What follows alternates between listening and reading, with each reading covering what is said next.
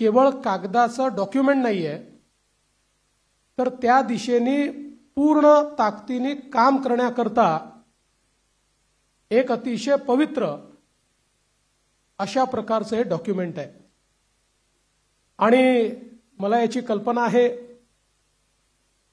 आज 12 वाजता एक स्थगिती पत्र देखील जारी होणार आहे।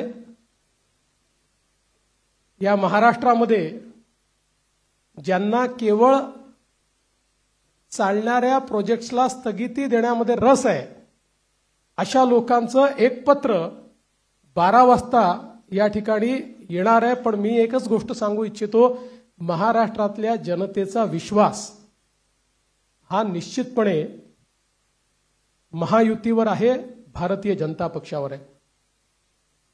आजचं जे संकल्प पत्र आहे याच्यामध्ये अनेक गोष्टी आहेत, पण ज्या 25 गोष्टी आम्ही हायलाइट केलेल्या आहेत, या 25 गोष्टींमध्ये 10 गोष्टी, आमचे पहिले 10 मुद्दे हे जो आम्ही महायुतीचा 10 कलमी कार्यक्रम म्हणून घोषित केला, तेच 10 मुद्दे आमचे असणार आहेत। ज्याच्यामध्ये लाडक्या बहिणींना पुढच्या काळामध्ये 1500च्या ऐवजी 2100 रुपये देण्याचा आमचा संकल्प आहे। शेतकऱ्यांची कर्जमाफी करण्याचा आमचा संकल्प आहे, कारण शेतकऱ्यांना आम्ही ऑलरेडी मोफत वीज दिलेली आहे, पण शेतकऱ्यांची कर्जमाफी आम्ही करतो आहोत। आणि त्यासोबत आम्ही भावांतर योजना आणतो आहोत, म्हणजे हमी भावापेक्षा जर कमी भावामध्ये मार्केटची खरेदी सुरू झाली तर हमी भावाने खरेदी तर करूच, पण ज्या ठिकाणी हमी भावाने खरेदी होणार नाही त्या ठिकाणी भावांतर योजना राबवून जो काही मधला डिफरन्स आहे तो थेट शेतकऱ्याच्या खात्यामध्ये टाकण्याचा निर्णय आम्ही घेतलेला आहे। आणि हे आम्ही मागच्या वर्षी देखील करून दाखवलं। आपल्याला कल्पना आहे की आंतरराष्ट्रीय बाजारपेठेमुळे कापूस आणि सोयाबीनचे भाव पडल्यानंतर आम्ही लोकसभेपूर्वी निर्णय घेतला होता की भावांतर योजनेतून आम्ही पैसे देऊ। आचारसंहिता संपल्याबरोबर ते पैसे थेट शेतकऱ्यांच्या खात्यामध्ये आम्ही दिले आहेत। आम्ही या ठिकाणी प्रत्येक गरिबाला अन्न आणि निवाऱ्याचा हक्क हा देण्याचा निर्णय घेतलेला आहे। आणि जी वृद्ध पेन्शन योजना आपण चालवतो, ज्याच्यामध्ये 1500 रुपये आपण देतो, ते 1500 रुपयावरनं 2100 रुपये आपण करण्याचं ठरवलंय। किंबहुना अशा प्रकारच्या सहाय्यतेच्या जेवढ्या योजना आहेत, मागच्या काळामध्ये महायुतीच्या सरकारने 1500 रुपये केले होते, ते 1500 रुपयाचे 2100 रुपये आता पुन्हा महायुतीचं सरकार आल्यानंतर आम्ही त्या ठिकाणी करणार आहोत। यासोबत ज्या जीवनावश्यक वस्तू आहेत त्यांचे भाव स्थिर ठेवण्याकरता आम्ही त्या ठिकाणी मार्केट इंटरव्हेन्शन करणार आहोत। येत्या काळामध्ये 25 लाख रोजगाराची निर्मिती ही महाराष्ट्रामध्ये करण्याचं लक्ष्य आम्ही ठेवलंय। आता ज्या गतिशीलतेनं महाराष्ट्रामध्ये औद्योगिकरण होत आहे आणि एफडीआय मध्ये देशाच्या 52% एफडीआय आपल्याकडे आलाय, मला विश्वास आहे की 25 लाख रोजगाराच्या संधी आम्ही तयार करू।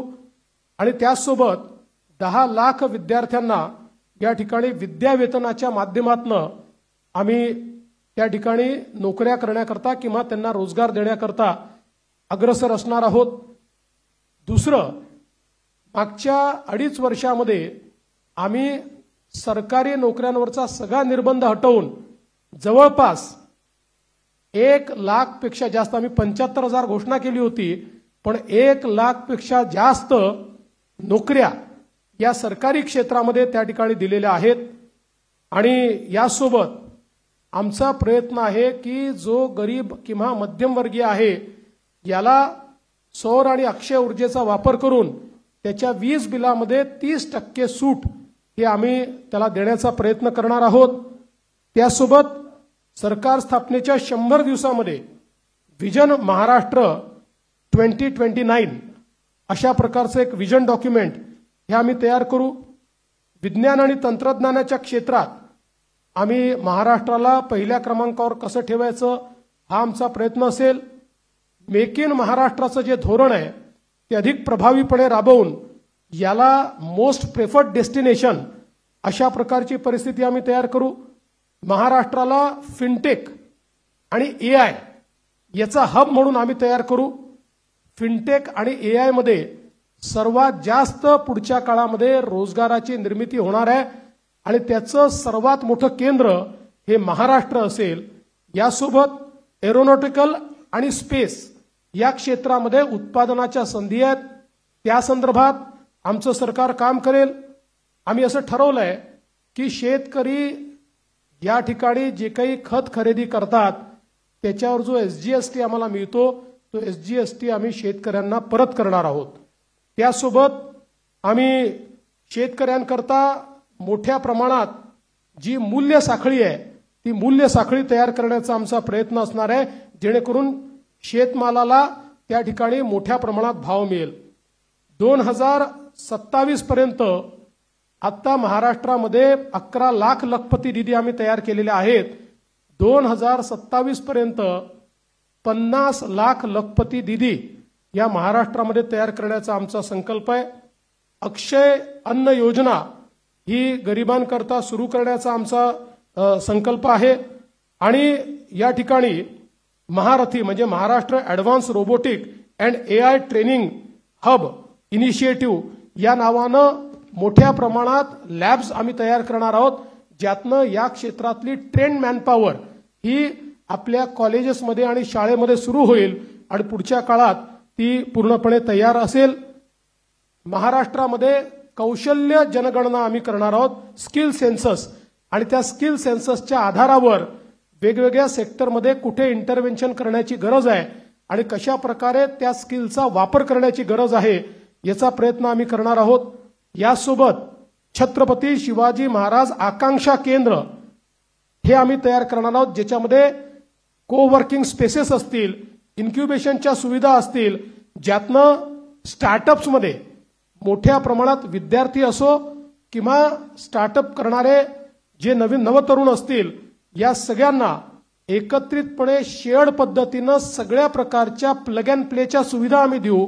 त्यांना इन्व्हेस्टमेंट न करता आपला व्यवसाय हा त्या ठिकाणी सुरू करता येईल. उद्योजकांना देखील नवीन उद्योजक तयार करण्याकरता 15 लाखापर्यंत बिनव्याजी कर्ज हे देण्याचा आमचा प्रयत्न आहे. आमचे जे विविध महामंडळ आम्ही तयार केलेले आहेत विविध घटकांकरता त्यांना हे बिनव्याजी कर्ज 15 लाखापर्यंत देण्याचा आमचा निर्णय. यासोबत ओबीसी असतील, ईबीसी असतील, ईडब्ल्यू असतील, एनटी असतील, व्हीजेएनटी असतील आणि अर्थातच एससी आणि एसटी असतील या सगळ्यांना शिक्षण शुल्क आणि परीक्षा शुल्काची प्रतिपूर्ती करायची हा निर्णय देखील या ठिकाणी आम्ही घेतलेला आहे. युवांमध्ये मोठ्या प्रमाणात फिटनेस असला पाहिजे या दृष्टीनं स्वामी विवेकानंद युवा आरोग्य आणि फिटनेस कार्ड हे आम्ही तयार करणार आहोत आणि युवांच्या फिटनेस करता एक मोठी मोहीम हातामध्ये घेऊन क्रीडा क्षेत्रामध्ये आणि फिटनेसच्या क्षेत्रामध्ये मोठ्या प्रमाणात संधी उपलब्ध करून देण्याचा आमचा प्रयत्न आहे. गडकिल्ल्यांच्या विकासाकरता प्राधिकरण हे तयार करण्याचा आमचा मानस आहे. मागच्या काळात काही गडकिल्ल्यांकरता आपण केला पण सर्व गडकिल्ल्यांचं संवर्धन करणारं एक प्राधिकरण हे या ठिकाणी आम्ही तयार करणार आहोत आणि ज्येष्ठ नागरिकांना प्राधान्य देण्याच्या दृष्टीनं एक ज्येष्ठ नागरिकांसाठी विविध सेवा देणारं धोरण. आज आपल्याकडे आपण अनेक सेवा देतो पण त्या सगळ्या ज्या सेवा आहेत या सेवांचं एक एकत्रित धोरण हे तयार करण्याचा आमचा प्रयत्न आहे. एकूणच जर आपण विचार केला तर प्रधानमंत्री महोदयांनी आपल्याला जो काही संदेश या ठिकाणी दिलाय की गरीब, शेतकरी, महिला आणि युवा हे जे 4 घटक आहेत जे विकसित भारत तयार करणार आहेत या 4 घटकांना समोर ठेवून आणि त्यांच्यासोबत सिनियर सिटीजन्सला सोबत ठेवून सर्व जाती धर्माचे लोक हे या ठिकाणी आमच्या योजनांमुळे लाभान्वित होतील अशा प्रकारचं एक संकल्पपत्र तयार केलंय. जे मूळ आमचं डॉक्युमेंट आहे याच्यामध्ये सगळ्या क्षेत्रांचा रोडमॅप देखील आम्ही दिलेला आहे. त्या क्षेत्रांमध्ये काय होणार आहे हे देखील आम्ही सांगितलेलं आहे. आत्ता मी त्यातले फक्त 25 हायलाइट आपल्याला सांगितलेले आहेत. आपण जर आमचं पूर्ण डॉक्युमेंट वाचलं तर याच्यामध्ये कुठलंही क्षेत्र सुटलेलं नाही. सगळ्या क्षेत्रामध्ये विकसित भारताचा रोडमॅप हा आम्ही मांडलेला आहे, विकसित महाराष्ट्राचा रोडमॅप मांडलेला आहे. आणि आमचा प्रयत्न आहे, जसंच आत्ता सुधीर भाऊंनी सांगितलं की या ठिकाणी आम्ही अर्ध्या ट्रिलियनचा मार्क महाराष्ट्राने पार केलाय आणि महाराष्ट्र देशातली पहिली $1 ट्रिलियन इकॉनॉमी करण्याकरता आम्ही सगळे संकल्पित आहोत. या दृष्टीनं ह्या संकल्पपत्र आम्ही तयार केलंय. हे संकल्पपत्र तयार करण्याकरता सन्माननीय सुधीरभाऊ मुनगंटीवार आणि विनयजी सहस्त्रबुद्धे यांच्यासोबत ज्या टीमने काम केलं त्या टीमचं मी मनापासून आभार मानतो. खूप जवळपास महिने, 1.5 महिने, 2 महिने एक मोठी प्रक्रिया राबवून त्यांनी या ठिकाणी हे संकल्पपत्र केलेलं आहे. आणि 2029च्या निवडणुकीला जेव्हा सामोरे जाऊ त्यावेळी या संकल्पपत्रासोबत एक रिपोर्ट आम्ही देऊ की या संकल्पपत्रात काय सांगितलं होतं आणि आम्ही काय काय पूर्ण केलं, अशा प्रकारचा रिपोर्ट देखील आम्ही आपल्या समोर ठेवू. खूप खूप धन्यवाद.